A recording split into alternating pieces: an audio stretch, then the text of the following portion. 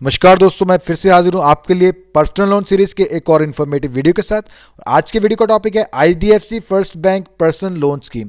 तो दोस्तों, जैसे कि आप स्क्रीन पे देख पा रहे हैं, हम ऑलमोस्ट जितने भी मेजर बैंक्स हैं उनकी पर्सनल लोन स्कीम्स पे ऑलरेडी वीडियोस बना चुके हैं।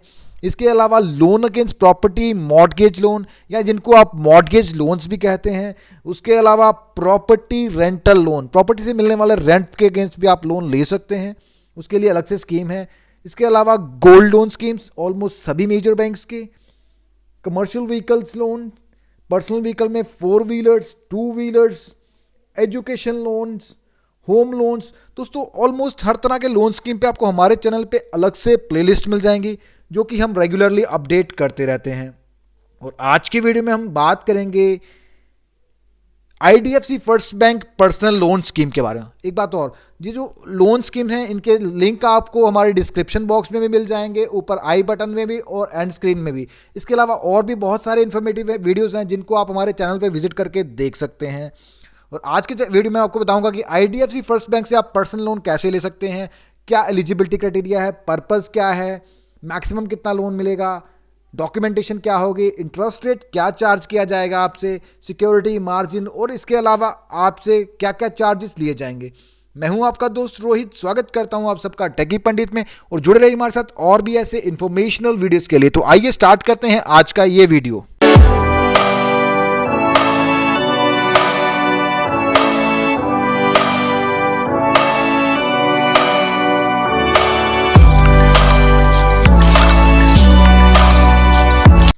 आईडीएफसी फर्स्ट बैंक से आप पर्सनल लोन जो है ऑनलाइन ऑफलाइन दोनों मेथड्स ओपन है, दोनों तरीके से आप अवेल कर सकते हैं। बट लोन चाहे आप ऑनलाइन अप्लाई करें या offline, eligibility criteria, purpose, documentation, interest rate सब कुछ सेम रहेगा। तो आइए डिस्कस करते हैं लोन डिटेल्स को। सबसे पहले पर्पस क्या रहेगा आईडीएफसी फर्स्ट बैंक से पर्सनल लोन अगर आप लेते हैं, या किसी भी बैंक से अगर आप पर्सनल लोन लेते हैं, तो ये आपकी किसी भी पर्सनल, फाइनेंशियल या सोशल नीड को पूरा करने के लिए आप इस लोन स्कीम का लाभ उठा सकते हैं।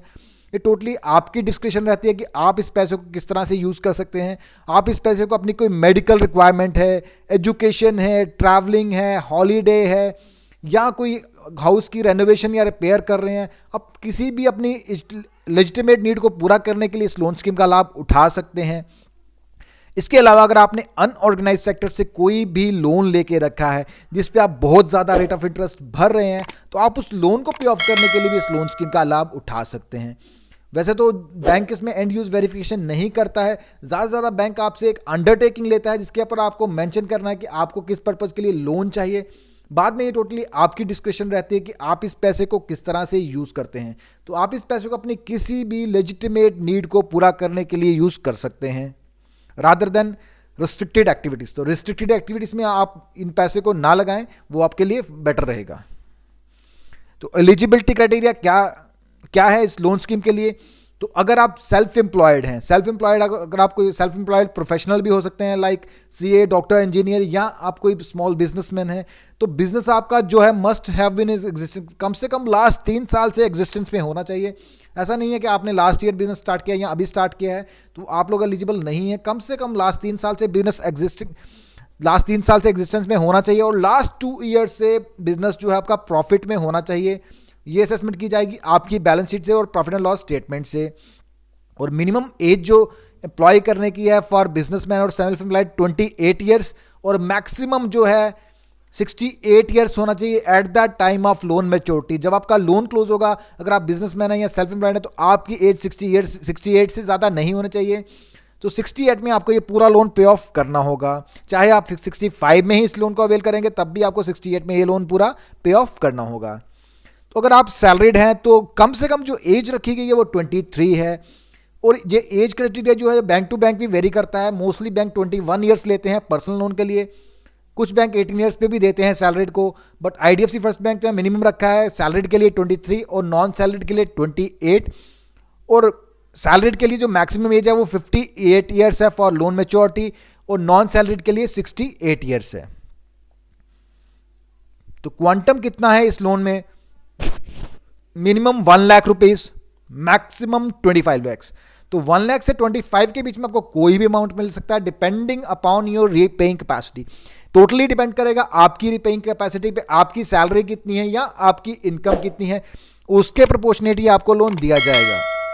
तो अगर आपकी सैलरी बहुत ज़्यादा भी है बट कैप जो रखा गया उस कैप के अंडर ही आपको लोन दिया जाएगा, बट आपको जो लोन अमाउंट मिलेगा वो टोटली डिपेंड करेगा आपकी सैलरी पे।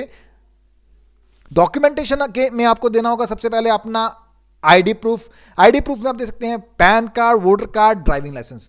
पर दोस्तों पैन कार्ड जो है वो मैंडेटरी है। पैन कार्ड से ही आपका सिबिल रिपोर्ट जनरेट किया जाता है, उसी से बैंक को पता चलता है कि आपने हिस्ट्री में कोई लोन लिया है या नहीं लिया है। अगर लिया है तो आपने किस तरीके से रीपेमेंट उसका किया है, या आपके सिबिल रिपोर्ट में कोई अगर बैड लोन्स या एनपीएस होंगे तो बैंक आपको कोई भी लोन नहीं देगा। ये बहुत क्लियर है, कोई भी बैंक आपको किसी भी तरह का लोन नहीं देगा अगर आपकी सिबिल रिपोर्ट में कोई एनपीए या कोई बैड लोन्स हैं। तो अगर आपकी सिबिल रिपोर्ट बहुत अच्छी है तो आपको बैंक अट्रैक्टिव रेट्स भी दे सकते हैं। फॉर एग्जांपल अगर आपका सिबिल स्कोर 700 या 750 से अबव है तो आपको बैंक कम से कम रेट ऑफ इंटरेस्ट ऑफर करते हैं। इसके अलावा आपको देना होगा एड्रेस प्रूफ, जैसे कि passport, piped gas connection bill, landline telephone bill, water connection bill, electricity bill. तो कोई भी वैलिड एड्रेस प्रूफ आप दे सकते हैं। इसके अलावा आपको लेटेस्ट लास्ट 3 सैलरी स्लिप्स देनी होंगी, अपनी लेटेस्ट जो आपकी सैलरी स्लिप्स होंगी और वो सेल्फ अटेस्टेड आपको देनी होंगी। इसके अलावा आपको देनी होगी बैंक स्टेटमेंट लास्ट 6 मंथ की अपने सैलरी अकाउंट की। और अगर आप बिजनेसमैन हैं या सेल्फ एम्प्लॉयड हैं तो आपको देनी होगी आईटीआर की कॉपीज। हाँ, सैलरीड को एक चीज़ और देनी है, फॉर्म 16 भी देना होगा अपने एम्प्लॉयर से। और नॉन सैलरीड को देनी होगी, नॉन सैलरीड की जो आईटीआर्स होंगी, इनकम टैक्स रिटर्न्स होंगी, वही उनका इनकम प्रूफ कंसीडर किया जाएगा। इसके अलावा जो बिजनेसमैन है उनको अपने प्रॉफिट एंड लॉस स्टेटमेंट और बैलेंस शीट देनी होगी एटलीस्ट लास्ट 2 साल की, उसी पे उनका असेसमेंट किया जाएगा। इसके अलावा उनको भी बैंक स्टेटमेंट देनी होगी, लेटेस्ट पासपोर्ट साइज फोटोग्राफ्स भी देने होंगे। इंटरेस्ट रेट क्या चार्ज किया जा रहा है आईडीएफसी फर्स्ट बैंक के द्वारा, तो कुछ डॉट रेट्स में आपको नहीं दे सकता क्योंकि ये एक रेंज रखा गया है 9.20 to 34%। इसी के बीच में आपको कुछ चार्ज किया जाएगा। भाई ये टोटली डिपेंड करेगा कि आपका इनकम सोर्स क्या है, रिपेइंग कैपेसिटी क्या है और आपका सिबिल स्कोर क्या है। सब चीज़ों को देखने के बाद बैंक डिसाइड करेगा कि आपको किस रेट पे लोन दिया जाएगा। और rates are always subject to change. जब भी आप लोन लें आप लेटेस्ट रेट्स बैंक की वेबसाइट से कंफर्म कर सकते हैं या बैंक में जाके भी आप रेट्स पूछ सकते हैं। तो रीपेमेंट पीरियड आपको जो दिया जा रहा है पर्सनल लोन के लिए 12 मंथ्स to 60 मंथ्स, तो मैक्सिमम 60 मंथ्स में आपको इस लोन को रीपे करना होगा। कम से कम 12 मंथ्स का पीरियड आपको मिल रहा है। तो डिसबर्समेंट कैसे किया जाता है, लोन सैंक्शन होने के बाद आपके अकाउंट में सारा पैसा डाल दिया जाता है। इसमें कोई वेंडर वगैरह नहीं होता, डायरेक्टली आपको ही सारा पैसा दे दिया जाता है। बाद में आपकी डिस्क्रिप्शन है कि आप इस पैसे को किस तरह से यूज़ करते हैं। बल्कि जैसे कि अदर लोन्स होते हैं, हाउस लोन या कार लोन या एजुकेशन, इन सब में पैसा मोस्टली वेंडर्स को जाता है, कॉलेजेस को जाता है, तो स्टूडेंट को या बोरोर को डायरेक्ट कुछ नहीं मिलता है। तो इस केस में ऐसा नहीं होता, सारा पैसा बोरोर को दिया जाता है। बोरोर की डिस्क्रिप्शन है कि वो पैसे को किस तरह से यूज़ करेगा। और पर्सनल लोन के लिए कोई भी मार्जिन रिक्वायरमेंट्स नहीं होते हैं। चार्जेस की बात करें तो up to 3.5% of the loan amount as processing fees customer से लिया जाएगा। उसके बाद में अगर आप लोन को फोरक्लोज करना चाहते हैं तो 6 मंथ्स का लॉक इन पीरियड रखा गया आईडीएफसी बैंक के द्वारा। 6 मंथ तक आप इस लोन को क्लोज नहीं कर सकते। 6 मंथ्स के बाद अगर आप इस लोन को क्लोज करते हैं तो 5% आपको पे करना होगा प्रिंसिपल आउटस्टैंडिंग पे। चाहे आप सारा अमाउंट चुका रहे हैं तब भी आपको 5% प्रिंसिपल पे करना होगा, including rate of interest till date. उस डेट तक का जो रेट ऑफ इंटरेस्ट अप्लाई होगा वो भी, उसके अलावा 5% आपको प्रिंसिपल पे करना होगा। उसके अलावा स्टैंप ड्यूटी भी आपको पे करनी पड़ सकती है, जो कि स्टेट टू स्टेट वेरी करती है। अगर आपकी स्टेट में कोई स्टैंप ड्यूटी एप्लीकेबल होगी तो वो भी आपको पे करनी पड़ेगी। तो दोस्तों ये था IDFC first bank personal loan scheme. कैसा लगा आपको आज का ये वीडियो, कमेंट बॉक्स में कमेंट करके जरूर बताएं। अगर आपको ये वीडियो पसंद आया तो वीडियो को लाइक करें, चैनल को सब्सक्राइब करें और वीडियो को शेयर करें। Thank you for watching.